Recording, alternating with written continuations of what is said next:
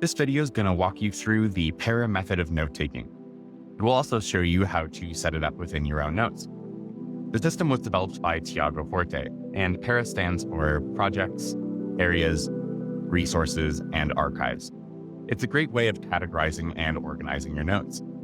As you can see here, it makes it pretty simple to connect everything together. So I can see the projects that I'm working on and all of the components that go into those.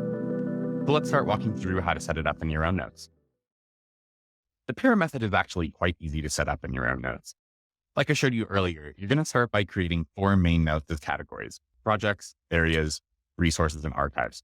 I gave each of mine a custom emoji just to make them easier to see and find. And once you create the note, I like to pin it in the side. If your application does not allow pinning, just save it somewhere handy so that you can resource it frequently.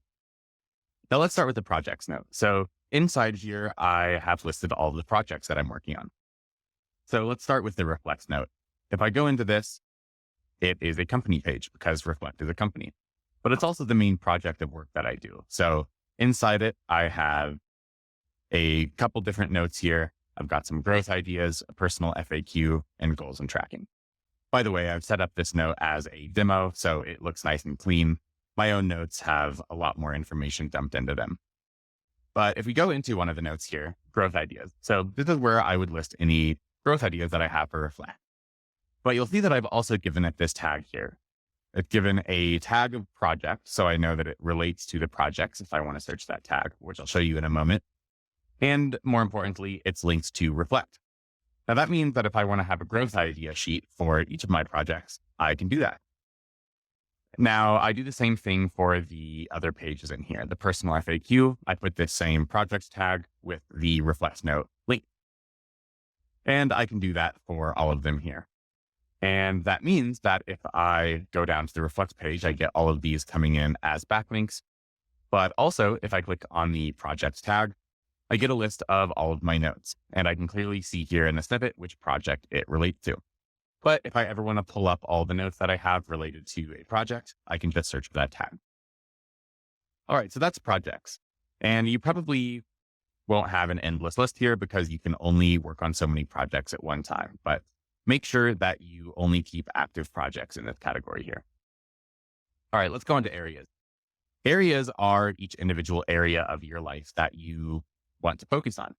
So some common ones here that I've got: health and fitness, personal finance, home maintenance, career development, thought development, and productivity. So if I go into, let's say, health and fitness, I have all of these backlinked pages that relate to health and fitness. So my fitness goals, my workout routines, any nutrition plans, any personal health records I want to save, et cetera, et cetera. Now, these are all blank. I don't actually have my health and fitness goals in here, but you can see that I've done the same thing. I've created a tag for area because this relates to an area, and I've backlinked to that note I was just in that it relates to.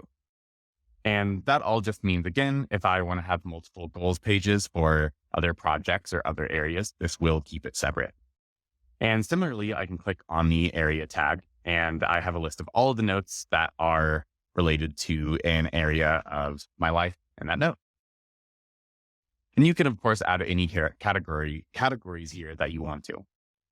These are just some of the obvious ones, but we all have individual areas of our life that we're working on. So go ahead and put it in here. All right, next is the resources tab. Now, the resources tab is a little bit different because it's going to relate to different projects and areas of your life. So these are mostly links that I've saved from online. It's a combination of articles, tweets, and whatnot. So if I look at note-taking methods, which is an article on the Reflect blog, this is relating to an area that I'm working on: productivity, note-taking. And you can also see here in the note for note-taking methods, I've got 2 different types. I've got a type of a link because it's a link that I've saved. And it also has the tag resource because it's an actual resource to one of these main areas I'm working on. The reason I include both of those is because I might want to pull up a list of all the links that I've ever saved here. And that makes it very convenient to do so. But again, I also might want to pull up all of the resources that relate to projects that I'm working on. So I can do that as well, even though in this note, those are mostly the same. All right. Now, if I go back out here, let's pull up a different one. Let's say one of these tweets. If I pull up this tweet from Zach Holland, I saw him as a potential guest for my newsletter. So I am not only going to add the types for the link in the resource, but I'm also going to link this to the project newsletter.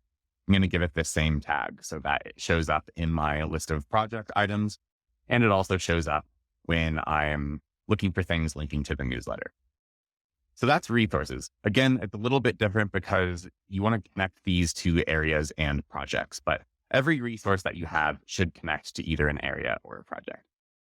And the last category is pretty blank in here because it is the archives. And again, this is a demo brain. So here you're going to put any projects, or I should say areas, although that will probably be less common once they're completed or killed. So an example of a project, let's say that I finish my growth book.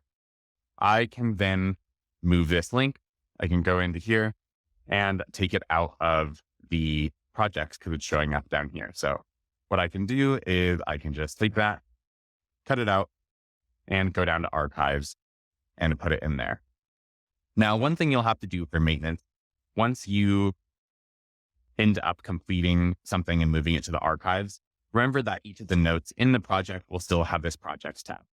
But that might be fine because you might want it to still show up in the projects list. So maybe you want to create a new tag that just says archived. And then you can pull up anything that's also archived and a project. Things can be two tags at once. Now, I could also note here that the use of the tags here is not explicitly outlined in Tiago Forte para method. I'm using them here because I think it works quite well for the exact system of organization that he's outlined. And backlinks are also particularly useful here because then we can see this nice map. So if I go to this areas node, I can see all of my different areas here and all the notes that are conveniently attached to them. And that makes it quite easy to visualize and kind of see where things are going.